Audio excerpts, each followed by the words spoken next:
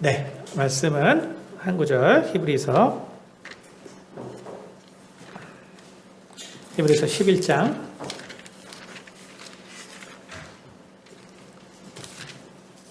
11장 1절부터 3절까지 한번 제가 봉독해 드리겠습니다. 믿음은 바라는 것들의 실상이요 보이지 않는 것들의 증거니 선진들이 이로써 증거를 얻었느니라. 믿음으로 모든 세계가 하나님의 말씀으로 지어진 줄을 우리가 아나니 보이는 것은 나타나는 것으로 말미암아 된 것이 아니니라. 아멘. 네, 이 구절을 바탕으로 저희가 제목이 좀 어렵죠. 우연의 극복과 필연의 획득.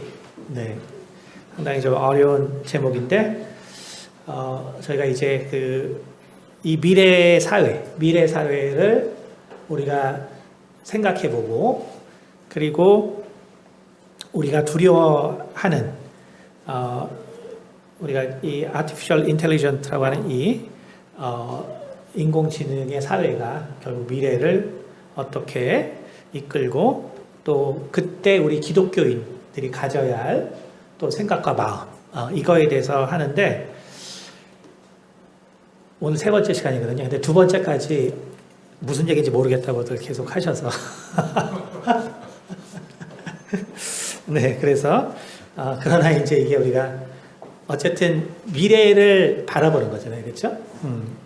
미래학이라는 것이 여러분 아시겠지만 이 전 세계적으로 20세기 한 중반부터 본격적으로 시작됐죠, 미래학이. 그래서 미래학은 오늘날 그 모든 나라 그리고 웬만한 큰 기업체들은 다 이 미래학을 연구하는 사람들이 있습니다. 당연히 삼성에서 얼마 전에 폐지한 것도 미래전략연구소잖아요, 그렇죠? 그러니까 그런 것처럼 미래학이라는 거는 결국 이 어떠한 세계가 펼쳐질 것인가, 그걸 우리가 이제 예측하고 그리고 그래서 정책부터 시작해서 모든 것들을 미리 계획해야 되기 때문에 갈수록 미래학은 엄청 중요합니다. 미국에 이제 대표적인 미래학 연구소들이 있고요.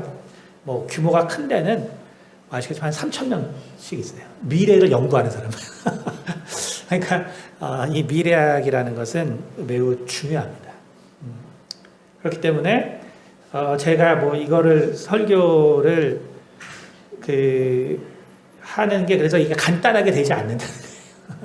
우리가 그래서 이게 간단하게 되는 것이 아니고 그리고 또 특별히 그 AI를 통해서 우리가 정말 두려워하는 것, 또 우리가 신앙인이 두려워하는 것. 그렇다면은 우리가 어떠한 부분을 우리가 받아들이고 또 생각하고 또 어떠한 부분을 우리가 신앙의 면으로서 그것을 또 준비해야 되는지. 그래서 지난 시간에 우리 간단히 요약하면 결국 인류는 지혜와 지식이라는 두 가지, 이 두 가지가 인류를 이끈 인간에게 있어서 아주 두 가지의 중요한 축이 바로 지식과 지혜입니다. 우리가 그래서 고린도전서 12장에도 지식의 은사가 있고 또 지혜의 은사가 있거든요. 그렇죠? 그러니까 지식의 은사가 있고 지혜의 은사가 있어요. 그러니까 이게 결국은 둘이 이제 다른 것이죠. 지식과 지혜는 근본적으로 다른 것입니다. 그래서 지식은 말 그대로 우리가 연구하고 탐구하고 그래서 배워나가는 부분이 바로 지식이고 지혜라는 것은 우리가 배우지 않은 것들을 유추하는 능력이거든요. 그러니까 이제 이게 매우 다른 거예요. 그러니까 지식은 내가 배운 것을 가지고 뭔가를 전개해 나가는 것이 지식이고 지혜라는 것은 내가 배우진 않았지만 그러나 내 살아온 경험적으로 이것을 통찰하는 능력이에요.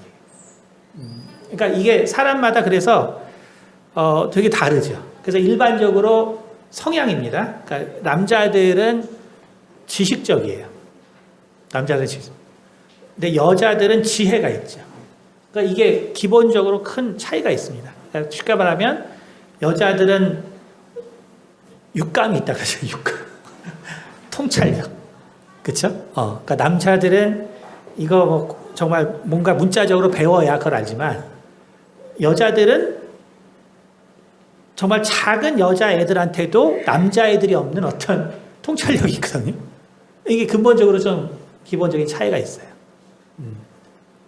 그래서 물론 이제 이것이 그 남녀가 이제 발달하는 과정 중에서 또 맡은 그 직무 때문에 이제 생겨날 수밖에 없는 것이기도 하지만 이 두 가지가 존재하고 그리고 세상은 지혜의 세상에서 과거는 지혜의 세상이죠. 과거는 지혜의 세상. 그러니까 지혜자들이 그 국가의 중대사와 미래를 맡는 것이 과거의 세상입니다. 왜냐하면 지식을 얻는 것이 제한되어 있기 때문에. 그러니까 지식을 얻는 것이 제한되어 있기 때문에 그래서 과거에는 지혜가 있는 사람들, 지혜가 있는 사람들이 결국은 세상에 중요한 역할을 했어요. 그래서 바로 그러한 그 직관이 있기 때문에 우리가 뭐 남자들은 뭐 손자병법 그 삼국지를 보면 알죠. 그 제갈공명이 대표적인 사람이죠. 그게 배운다고 그게 되는 게 아니거든요. 그렇죠? 배운다고. 그러니까 배우면 더 지혜가 생기고 통찰력이 생기겠죠. 그러나 지혜라는 거는 또 지식과 다르게 어떤 통찰하는 능력이고 그렇기 때문에 그 지혜자 중에서 은사자들이 있어요. 보통. 그래서 신과 접하는 사람들은 지혜자 중에서 더 민감한 사람들이 영적인 세계에 더 잘 접합니다. 그렇기 때문에 과거에는 그러한 이제 그 지혜자들이 세상의 중요한 것들을 이끌다가 그러다가 이제 오늘날로 오면 어떻게 됩니까? 오늘날은 어때요? 지식이 이제 세상을 이끄는 시대죠. 지식이. 그러니까 지식의 양이 방대하니까. 결국은 그 뭐 우리가 뭐 정부에서 앉아서 이제 일하는 사람들 여러분이 뉴스 보면 진짜 바보들 같잖아요. 그렇죠? 뉴스 보면. 그렇죠? 네, 뉴스 보면 바보들 같은데 근데 이제 우리가 이제 좀 살아보면 알지만 저도 이제 주변에 있는 분들이 뭐 청와대도 가고 뭐 또 강요로도 입각하고 하기 때문에 결국 보면 엄청 뛰어난 사람들이에요.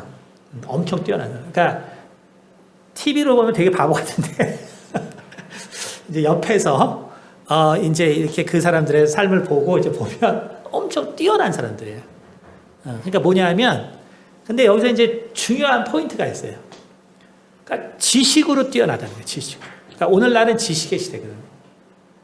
그러니까 이 TV에 나온 사람들이 왜 바보같이 보이냐면 실은 그 지식으로는 우리나라의 그래도 최고기 때문에 사실 장관 자리에 앉는 거예요. 그게 아무리 정치적인 그거가 된다 그래도 결국 다 그 캠프에서는 최고로 잘한다고 알려진 사람들 중에서 정치적 성향이 같은 사람을 데려오는 것이지 뭐 조금 아는 사람을 데려오는 게 절대로 아닙니다.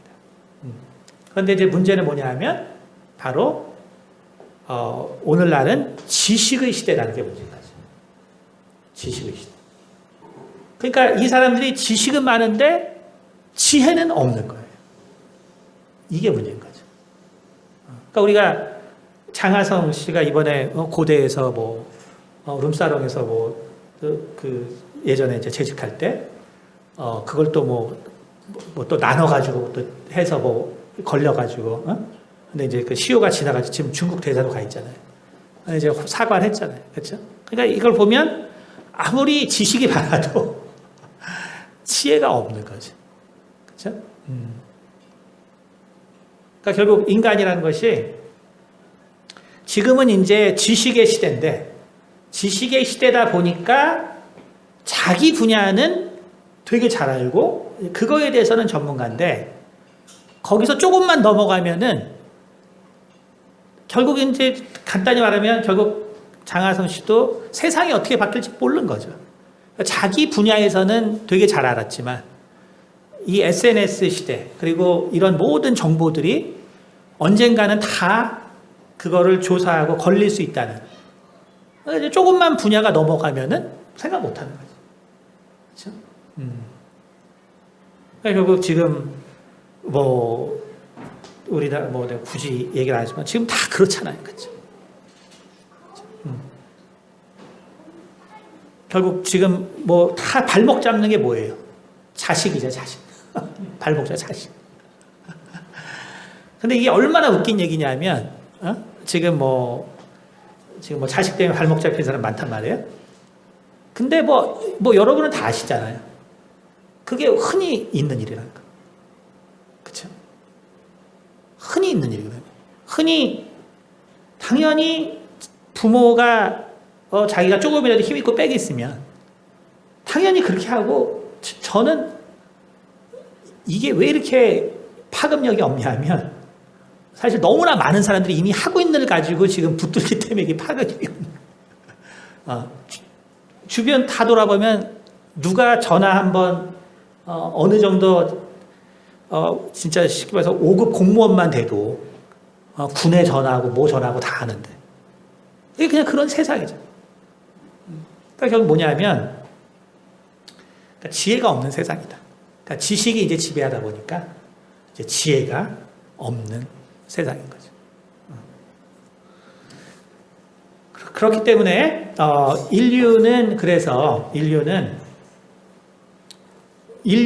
우리 인간 결국 우리 인간이 정말 원하는 것은 결국 우리 모두가 편안한 인생을 원해요.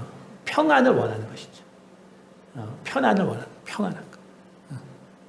그러니까 우리가 1, 2, 3차 산업혁명이 있으면서 우리에게 엄청난 정말 편리를 가져다 줬죠. 그렇죠? 편리함을 가져다 줬어요. 편리.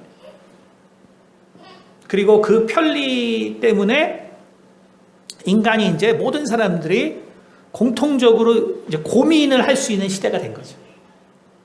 옛날엔 전혀 고민할 필요도 없다가 지금은 이제 고민하는 시대가 된 거예요. 고민하는 시대. 일본에서 지금 여자들 자살률이 10%씩 다 상승했거든요. 매일 10%씩 코로나 때문에 정신적인 걸로. 근데 그게 과거를 생각하면은 정말 말이 안 되는 거죠. 왜냐하면 과거에는 먹고 사는 게 모든 거의 중심이었기 때문에 지금 뭐 코로나라고 해도 결국 우리나라 지금 사회 시스템이 잘 돼 있어서 또 일본도 마찬가지지만 기본적으로 많은 사람들이 혜택을 받거든요. 근데 거기서 우울감이 찾아온다. 그러니까 그게 뭐냐면 결국은 이 세상에 이제 사람이 생각이 더 중요한 시대가 됐다는 거죠. 생각이 더 중요한 시대.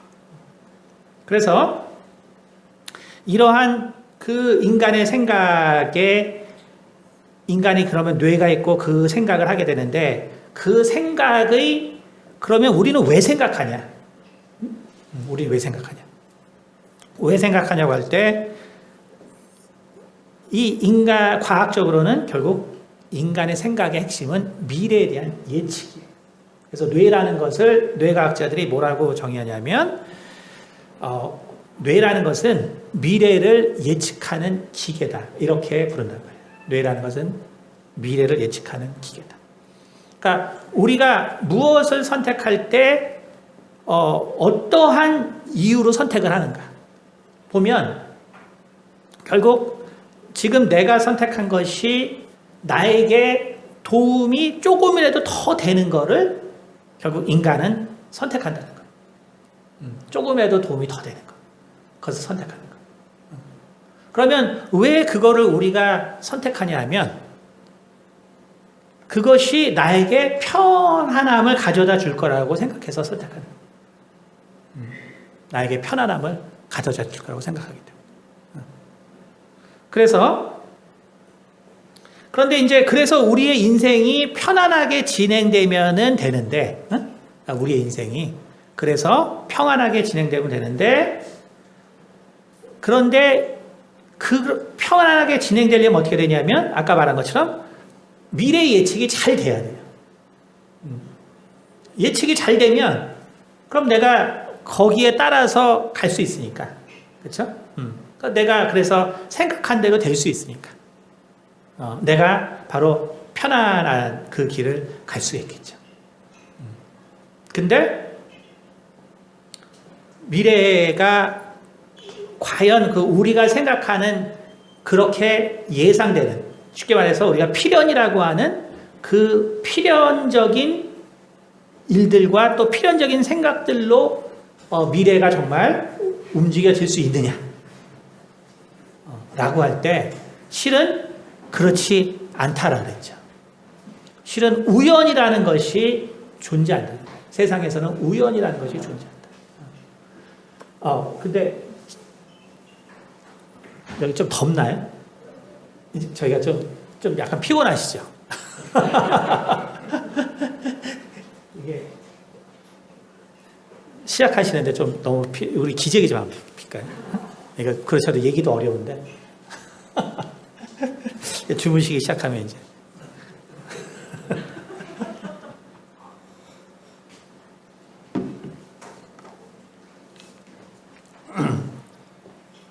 자, 그래서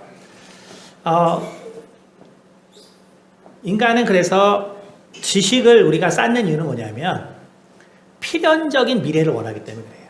다시 말하면 내가 예상하는 미래. 내가 예상하는 미래를 원하기 때문에 우리가 지식을 쌓는 것입니다. 그래서 이것이 우리가 학문이라고 하죠. 학문.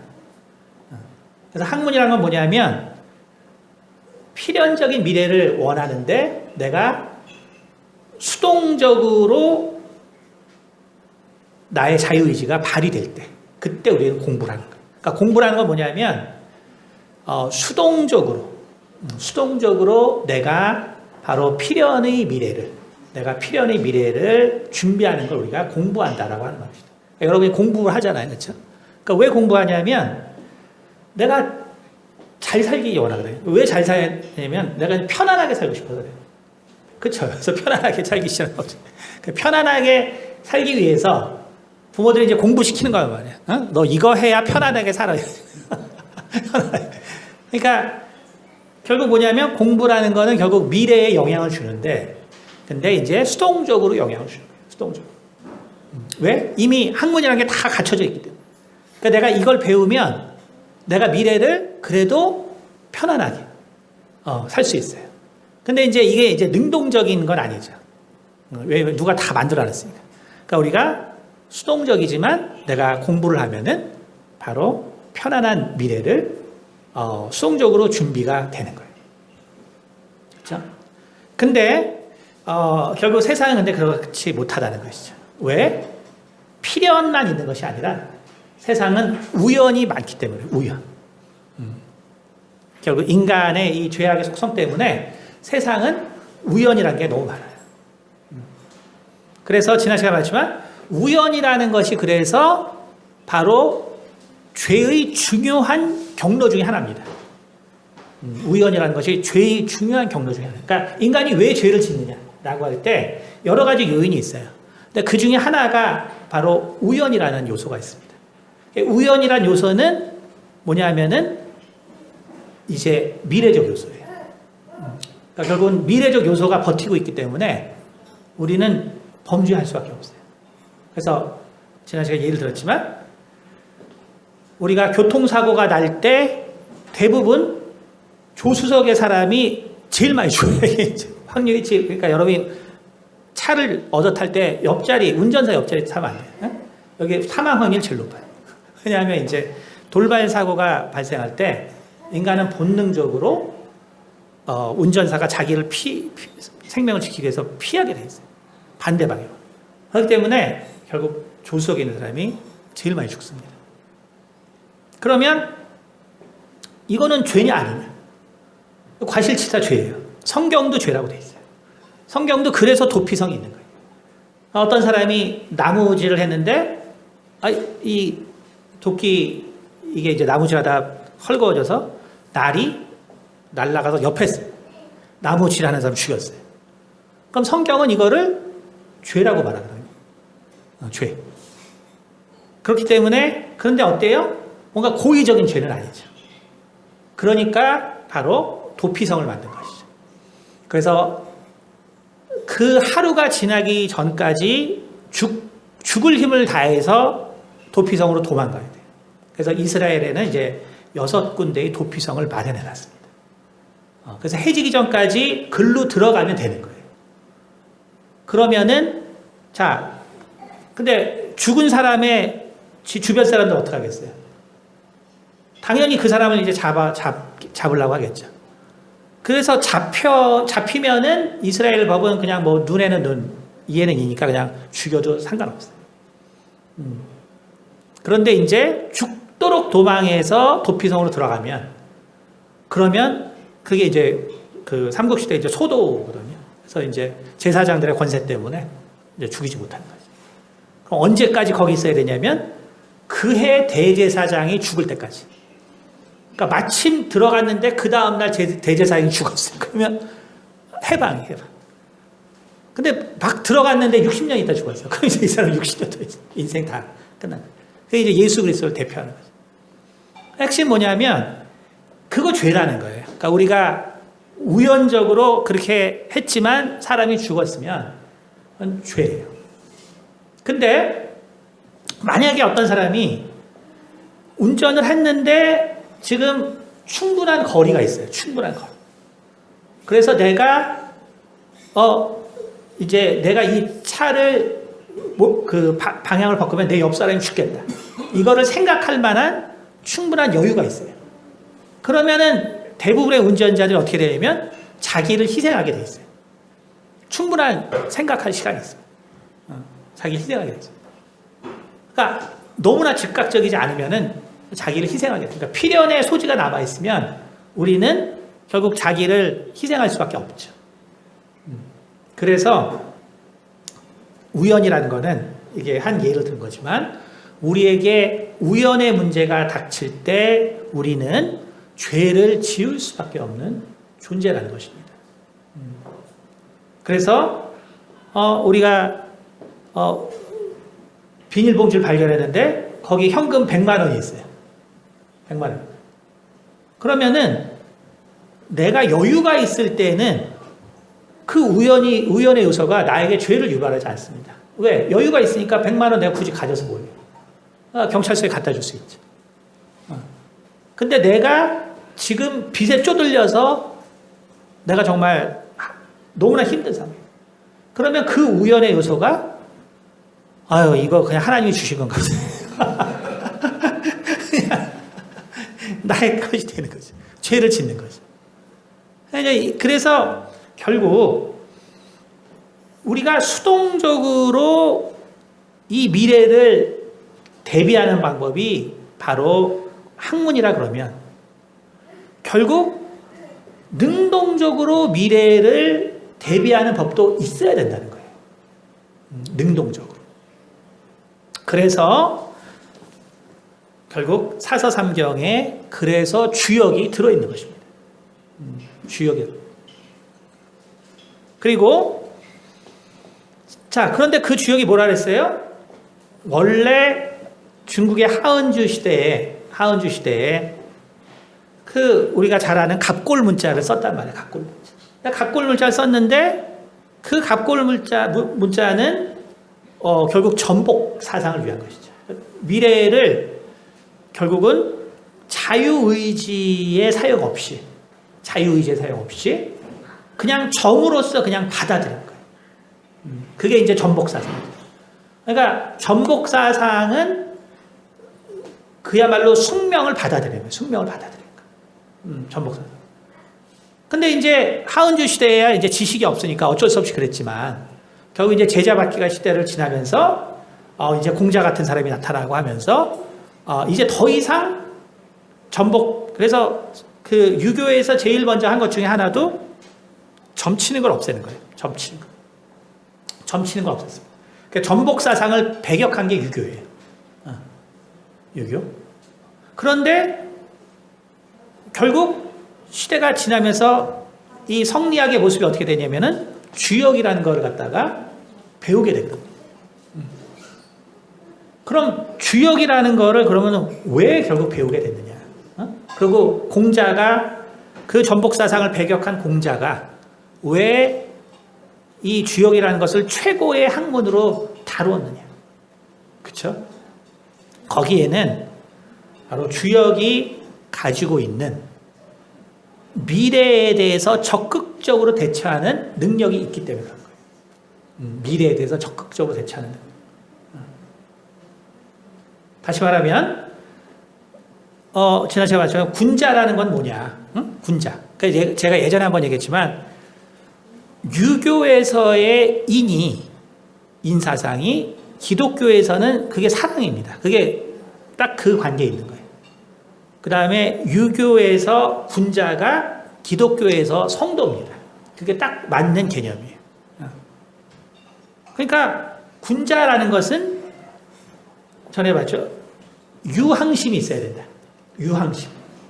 그러니까 항상 일정한 마음이 있는 게 군자예요. 우리가 이렇게 딱 예배 잘 드리고 집에 갔는데 갑자기 애가 막 뭐라고 막 쫄라요. 근데 좀 참았는데 더 쫄라. 그래서 결국은 화가 나가지고 야 조용히 못해. 이제 이러면 이제 이게 군자가 아닌 거죠. 유항심을 상실했다. 그러니까 결국은 우연적 요소가 군자의 모습을 흐트러 놓는단 말이에요. 그러니까 바로 우리가 어떻게 그렇다면 이 미래에 벌어질 일 중에서 우리가 필연적인 것은 우리가 준비해 갈 수 있지만 결국 능동적 자유의지의 연습이 뭔가? 다시 말하면 우연적 요소에 내가 어떻게 준비해서 바로 죄악을 이길 수 있겠느냐? 우연적 요소에 대해서 내가 어떻게 죄악을 과연 대처하고 이길 수 있겠느냐? 그래서 바로 이것을 가리킨 것이 주역입니다. 그래서 우리나라 선비들은 이제 지난 시간에 말했지만 우리나라 선비들은 새벽에 일어났어요. 새벽에 일어나서 그래서 목욕제계를 합니다. 그리고 밥 먹기 전에 뭘 했냐면 항상 이제 원래 이제 주역의 그 괴효라 그러죠. 그래서 그걸 갖다 놓는 나뭇가지들이 있어요. 그걸 갖다가 따옵니다.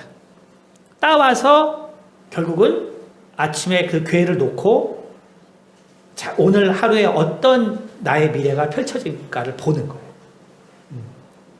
그래서 예를 들면 이렇게 양의 기운이 이제 3개인 결국은 이제 그 괴를 갖다 우리가 딱 놓게 되면 그러면 그거는 내가 오늘 하루 그게 그 양의 기운 6개가 있으면 어떻게 되냐면 견고하다.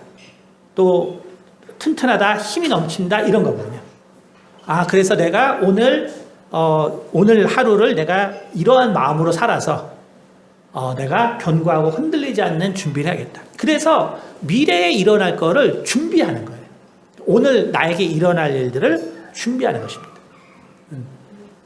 그 다음에 이제 음의 기운이 6개 들어오면 그거는 이제 고립, 위기, 뭐 이런 그 다음에 또 인내 이런 것들이 있거든요.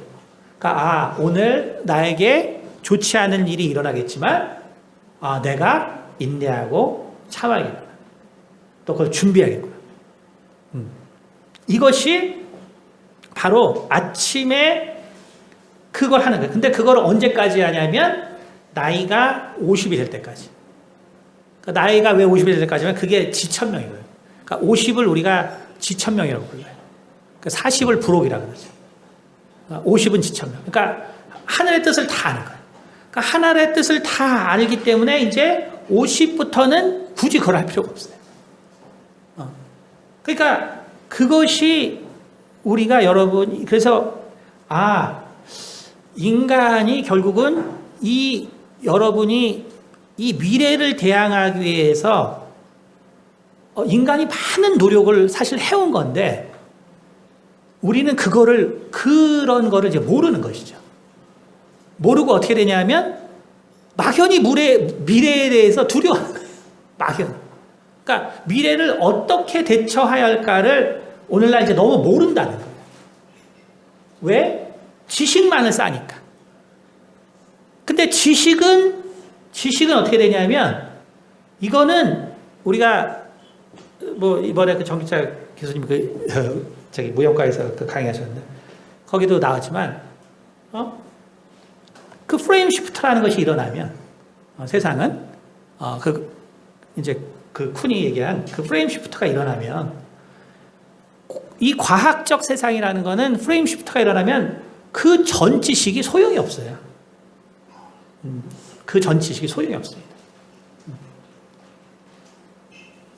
그러니까 지식이라는 건 그런 거예요. 지식이라는 거는 그래서 우리가 이 이공계에서 배우는 건 뭐냐면 제가 그 젊을 때 그 책이 뭐 비싸죠. 저희가 공부할 때도 원서 하나 살라 그러면 막 2만 원 이랬거든요. 그러면 그때 등록금이 60만 원인데 2만 원이면은 그 30 곱하면 돼요. 30 곱하면. 오늘날 600만 원이면은 30으로 나면 20만 원. 그렇죠. 그러니까 가치가 옛날에 2만 원짜리가 오늘날로 치면 사실은 그 돈은 20만 원이나 되는 돈이에요. 그러니까 원서를 사서 벌써 다 졸업했지만 그 책을 미국까지 들고 왔단 말이에요. 근데 하나도 쓸모없거든요. 과학책이라는 게. 특히 그게 뭐 생화학 뭐 이런 것들은 하도 발전이 빨리 돼가지고 그거 자체가 폐기되는 게 많아요. 그러니까 지식이라는 거는 그런 거예요. 근데 인문학은 어떻죠? 인문학은 아직도 아리스토텔레스를 배우고 플라톤을 배우죠. 아직도. 그렇죠? 그러니까 결국 세상에는 지식의 학문이 있고 결국 지혜의 학문이 있는 거예요. 그러니까 결국은 인문학은 결국 해 아래 새 것이 없다는 전도에서 말 그대로거든요. 해 아래 새 것이 없기 때문에 과거의 것을 배워도 미래에 적용할 수 있는 거예요. 그러니까 우리가 그래서 미래를 준비한다는 것이 무엇인가? 그러니까 과거의 사람도 계속적으로 이와 같이 미래를 준비해 온 것입니다. 우리가 이제 그런 것들을 이제 모르고 정규 교육이라는 걸 배우고 또 핵가족이 되면서 더 이상 그 조상들의 어떤 지혜가 끊기고 핵가족이 되고 학교에서는 지식 위주로 가르치고 그러니까 어떻게 되냐면 애들이 아는 건 많아야 하는데 지혜가 없는 거예요. 지혜가. 단절돼 버려요. 지혜가 없는 거예요. 그렇죠? 근데 지혜라는 것은 사실 이렇게 중요한 거예요. 자, 한 번 더 우리 또 졸리죠. 네, 저기 좀 더운가요? 히터 켜 있나? 저거 좀 끌까요?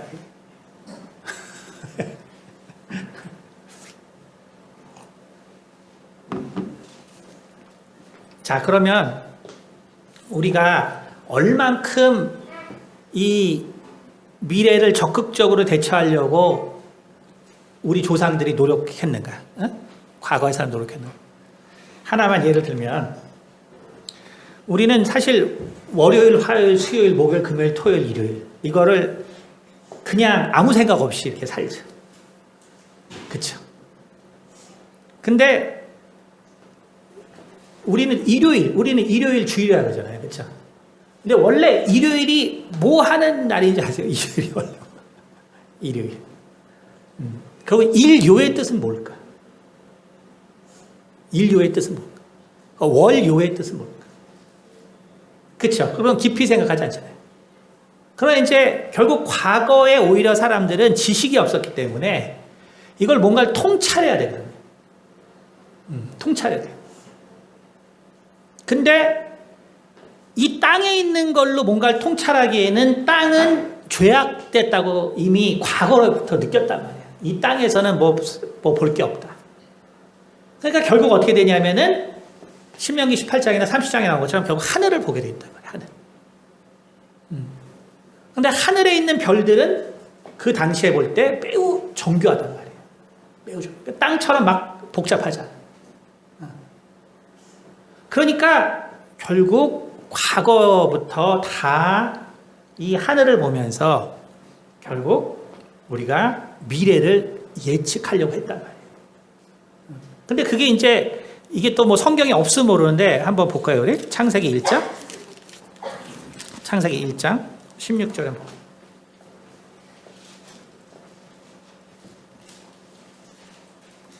창세기 1장 14절 제가 한번 읽어드릴게요. 하나님이 이르시되 하늘의 궁창에 광명체들이 있어 낮과 밤을 나뉘게 하고 그것들로 징조와 계절과 날과 해를 이루게 하라. 그렇죠? 근데 뭐라 그랬어요? 징조가 있죠. 징조. 사인이 있단 말이에요.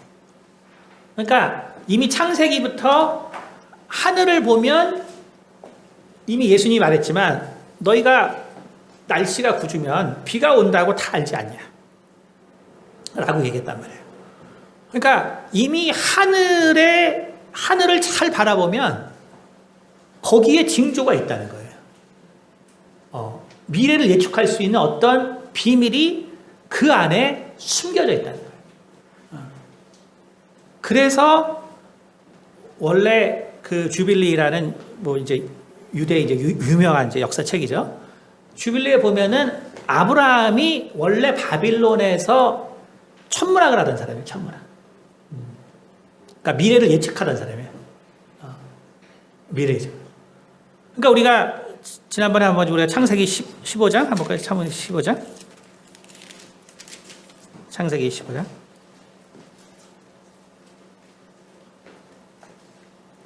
창세기 15장 5절.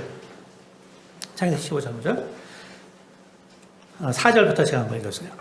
창세기 15장 4절. 여호와의 말씀이 그에게 임하여 이르시되 그 사람이 내 상속자가 아니라 내 몸에서 날 자가 내 상속자가 되리라 하시고 그를 이끌고 밖으로 나가 이르시되 하늘을 우러러 무뼈를 셀 수 있나 보라. 또 그에게 이르시되 내 자손이 이와 같으리라. 이것이 이제 우리가 그 아브라함이 이제 어떤 사람인지 잘 모르면 이제 잘 모르는 구절인데 실은 아브라함은 천문학을 하던 사람이에요. 그래서 역사적으로 바벨론의 천문학을 이집트로 전수한 사람을 아브라함을 보고 있습니다. 근데 결국 천문학이라는 것은 뭐냐면 미래를 예측하는 거거든요. 미래를 예측하는 거. 그러니까 아브라함은 그 하늘만 보면은 머리가 복잡한 사람이에요. 아브라함에게 있어서 하늘은 머리가 복잡한 거예요. 세상이 이렇게 되고 저렇게 될 수 있고 그리고 자기의 운명을 하늘에 바라볼 때는 자식을 낳을 수 없기 때문에 그 당시로는 희망이 없는 사람인 거죠. 근데 하나님이 뭐라 그러냐면 그를 이끌고 무뼈를 바라보게 하시면서 뭐라 하냐면 셀 수 있나 보라. 내 자손이 이와 같으리라. 그러니까 그 하늘을 보고 미래를 예측하느라고 골치 아팠던 사람이 그렇게 바라보지 말고 내 약속의 말씀을 믿어라는 소리거든요. 내 약속의 말씀을 믿어라. 믿어라. 그러니까 여기 6절에 보세요. 아브라함이 여호와를 믿으니 여호와께서 이를 그의 의로 여기시고. 여기서 그래서 사람들이 이제 이 스토리를 모르면 아니 뭐 별을 보고 뭐 믿으라고 하는데 여기서 왜 이게 여호와를 믿으니 여호와께서 이를 그의 의로 여기셔. 이게 무슨 말을 하는지 잘 모른단 말이에요. 결국 이 말은 우리가 믿는 게 있잖아요. 어떤 사람은 내 지식과 지혜를 믿을 수 있고요. 어떤 사람은 돈을 믿을 수 있고 어떤 사람은 뭐 다양한 거를 믿을 수 있습니다. 근데 그거를 내가 돈을 믿는다고 내 문제가 해결되는 게 아니거든요. 그러니까 내 재능을 믿는다고 그 재능이 내 문제를 해결하는 게 아니에요.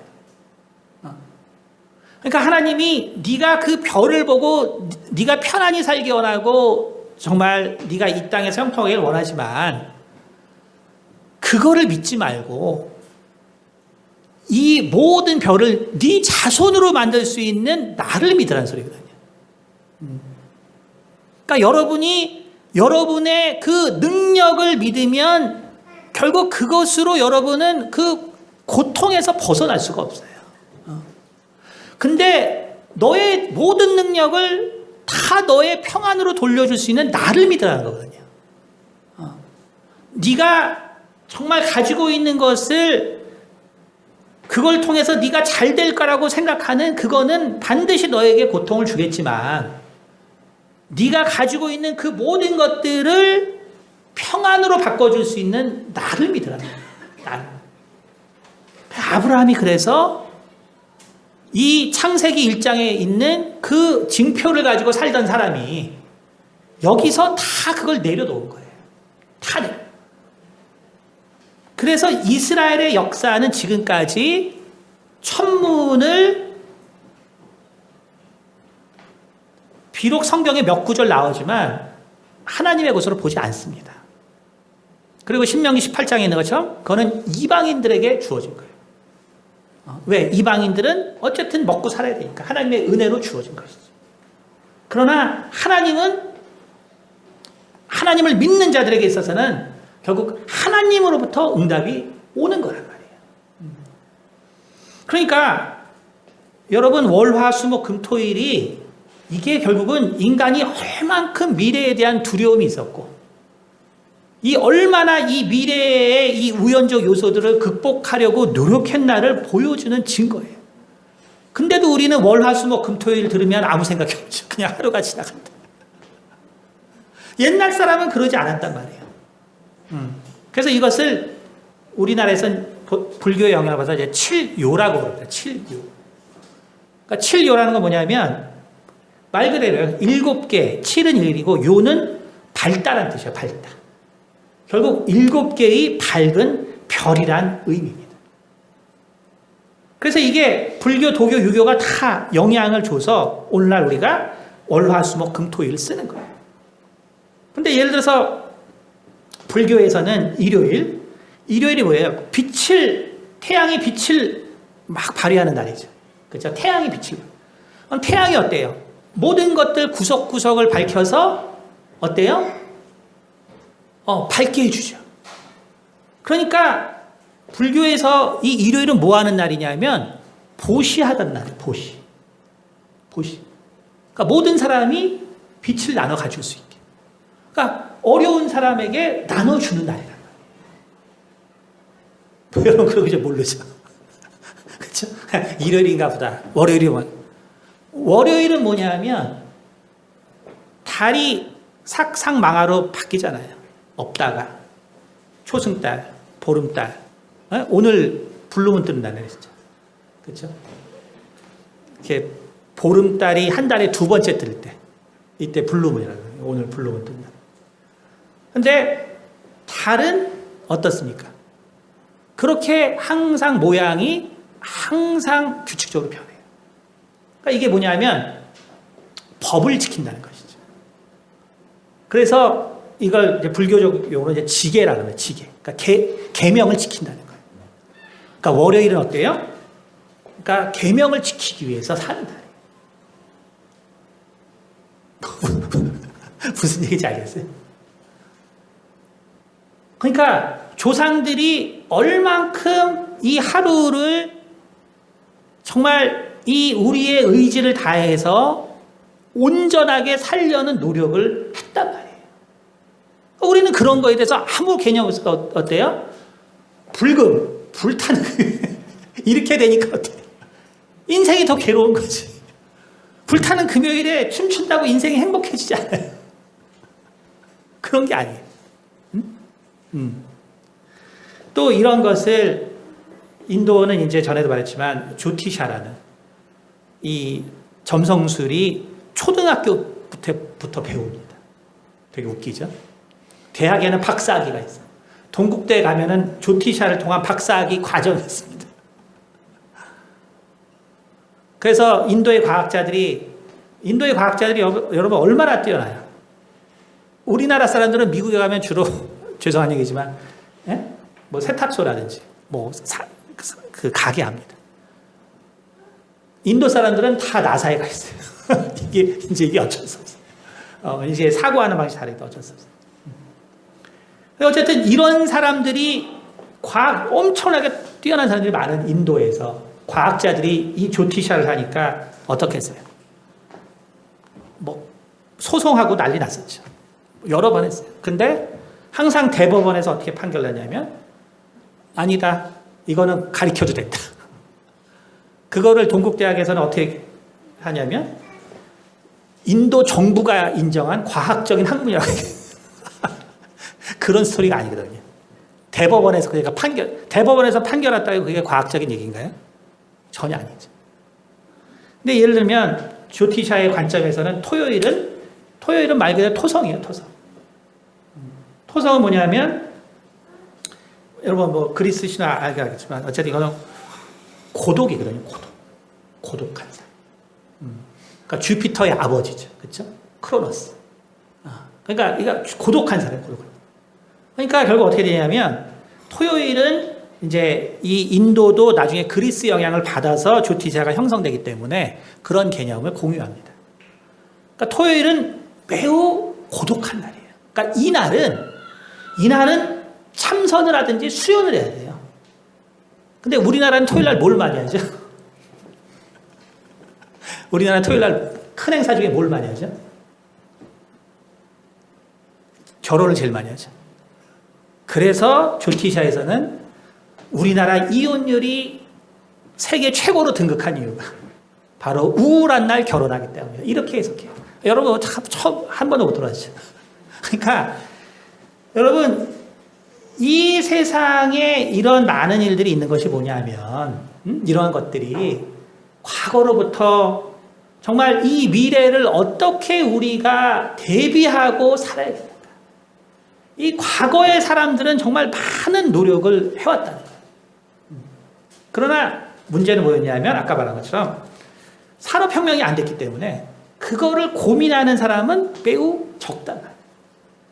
그걸 고민할 수 있는 사람 매우 적고 결국 그 사람들이 많이 노력해와서 어떤 시스템을 만들어놨지만 이제 산업혁명으로 일반적으로 우리가 모두 잘 살게 돼서 이제 생각하게 됐는데 과거의 사람들이 그런 필사적인 노력을 했던 거를 오늘날 사람들이 알지 못하는 거예요. 그리고 지식만을 가지고 사는 거예요. 그러니까 어떻게 되냐면 세상이 힘든 거예요. 우리는 지혜가 있어야 세상을 제대로 살아갈 수 있는 거예요. 지식만이 있으면 그것으로는 안 되는 거예요. 그런데 바로 이것을 이 중국에 비록 주역이 있었고 동양에 그러한 개념들이 있었지만 그러나 이것들은 문제가 뭐냐 하면 다 세상에서 실제로 아무런 영향을 줄 수 없는 별들을 바탕으로 만들어졌습니다. 자, 이제 10분 남았습니다. 네, 10분 남았어요. 조금만 더. 네, 10분 남았어요. 그러니까 세상에 여러분 이런 얘기는 어디 가서 여러분 10년 내에 못 듣습니다. 그러니까 10년 내에 들을 수가 없어요. 그러니까 좀 힘들더라도 조금만 더. 자, 그러니까 세상에 정말 이것들 여러분 이 정말 태양이 나에게 영향을 주고 또 이 달이 영향을 주고 별이 영향을 주고 그 위치가 나에게 영향을 주고 이게 인생을 알기 위한 노력들이거든요. 노력들인데 그 모든 것들이 결국 이 모든 그 퓨어한 것들 다시 말하면 생명이 없는 것들은 결국 생명이 있는 인간에게 영향을 줄 수 있는 것은 아주 극소수입니다. 제한적이에요. 그렇기 때문에 아무리 주역을 배운다고 한들 인간에게 있는 이 우연을 극복할 수 있는 결국 그 미래를 만들어갈 수 없는 거예요. 그것이 결국 주역의 발상지인 중국에서도 주역을 20세기 들어서부터 안 배우는 이유예요. 안 배우는. 근데 이런 적극적인 자유의지의 행사를 본격적으로 정말 수련하는 곳이 있어요. 그게 어디냐면 바로 기독교란 말이에요. 그러니까 여러분, 바로 큐티가 바로 그거예요. 우리가 왜 콰이어트 타임이라는 게 중요한가? 여러분, 콰이어트 타임이라는 것이 바로 내가 미래를 대비하기 위한 적극적인 노력이란 말이에요. 미래를 대비하기 위한 적극적인 노력. 근데 아까 말했잖아요. 주역이 64개. 그래서 그거를 풀면은 거기에 뭐가 있냐면 다 그냥 어떤 상태예요. 예를 들어서 어떤 괴는 물 위에 불이 있어요. 그 괴가 나오면 불이 물 위에 있으니까 어떻게 하겠어요? 엄청 불안하겠죠. 그러니까 오늘 불안한 일이 일어난다는 거예요. 그러니까 그거에 이제 준비하는 거예요. 또 산에 또 산이 있는 또 괴가 있어요. 예를 들면. 그럼 산에 산이 있으면 이게 어때요? 하나 있어야지 두 개 있으면 이게 일이 꼬이는 거죠. 중첩되는. 그러니까 그럴 일이 있다는 거예요. 그러니까 내 마음의 준비라는 거죠. 그래서 이게 되게 적극적으로 미래를 준비하는 거예요. 어떤 우연이 일어날 건데 내가 그걸 적극적으로 대비하는 거예요. 근데 그것들은 바로 생명이 없는 것들로부터 나오는 거란 말이에요. 근데 큐티는 뭐냐면 하나님, 우리를 지으신 하나님이 우리에게 있을 그러한 오늘의 모습을 정말 그 말씀을 삼하고 하나님을 의지하는 자에게 예언적으로 나타내 주신단 말이에요. 그게 어떤 일이 벌어질지 모르지만 그것이 예언적으로 우리 가운데 추워진단 말이에요. 그러니까 우리가 우리 인생이 결국 살아야 되는 이유는 내가 필연의 미래를 원하기 때문에 우리는 다 배우고 뭐하고 하는 거예요.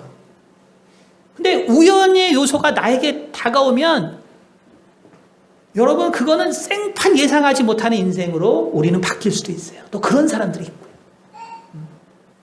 그렇기 때문에 이것을 적극적으로 내가 오늘 하루를 하나님의 뜻 안에서, 왜 하나님은 모든 것들을 아시는 분이시니까. 그래서 나의 미래를 적극적으로 그 하나님의 필연으로 준비하려는 것이 바로 큐티라는 것입니다. 이제 좀 이해가 되셨어요? 다음 주에는 그렇다면 우리가 큐티를 통해서 무엇을 분명히 알아야 되고, 큐티를 통해 무엇을 분명히 알아야 되고, 그렇다면은 이 큐티와 비슷한 세상의 것들이 있는데 그런 것들은 어떤 것 때문에 결국은 오늘날 결국 학문으로도 혹은 여러 가지 이유에서 사람들에게 받아들여지지 않았는가? 그러면 똑같은 유형인 큐티는 어떻게 해서 오늘날도 오히려 더 많은 사람들에게, 또 기독교인들에게 자리 잡고 있을 수 있는가? 다음 주는 이거의 본질에 대해서 하기 때문에 다음 주까지 다 들으셔야 합니다. 그래서 우리가 오늘 다시 한번, 제가 이제 앞에 한 것들을 쉽게 설명을 해드린 거니까, 하도 어렵다 그래서 제가 쉽게 설명해드린 거예요. 그러니까 우리가 정말 큐티가 왜 중요한가? 결국 큐티라는 것은 우리의 미래를 적극적으로 나의 자유의지로서 대비하기 위한 준비예요. 준비. 그래서 우리의 삶 가운데 항상 하나님과 동행하는 아침이 시작되고, 그것을 통해서 우리가 정말 이 죄악과 싸울 수 있는, 그래서 하나님 앞에서 하나님이 원하시는 그 필연의 미래를 찾아갈 수 있는 우리 성도들이 되기를 예수님으로 축원드립니다. 기도하겠습니다. 은혜가 많으신 아버지, 감사합니다. 오늘 우리에게 하나님께서 이 자유의지를 주신 것과 또 이 자유의지를 어떻게 아름답게 사용할 수 있는가에 대해서 우리가 보았습니다. 주님, 우리의 삶은 우연으로 가득 차 있고, 이 우연을 방치할 때 우리에게는 정말 예상치 못한 일들이 발생합니다. 우리가 이런 우연을 어떻게 극복할 것인가, 바로 말씀으로 극복해야 된다는 사실을 기억하게 도와주시고, 또 그 말씀은 하나님으로부터 나왔기 때문에 결국 그것이 하나님이 원하는 그 필연의 미래를 만들어가고 바로 그 가운데 우리의 평안이 있다는 것을 깨닫게 도와주시옵소서. 그러면 우리 성도들이 항상 하루의 시작을 하나님의 말씀과 함께 시작함으로써 우리의 삶 가운데 항상 주님께서 주신 평안이 충만한 날들로 채워지게 도와주시옵소서. 감사드리며 살아계신 우리 주 예수 그리스도를 받들어 기도드렸습니다. 아멘. 네, 감사합니다. 다음번 1시간 더 남았으니까 그때까지 좀 잘 들어주시면 감사하겠습니다.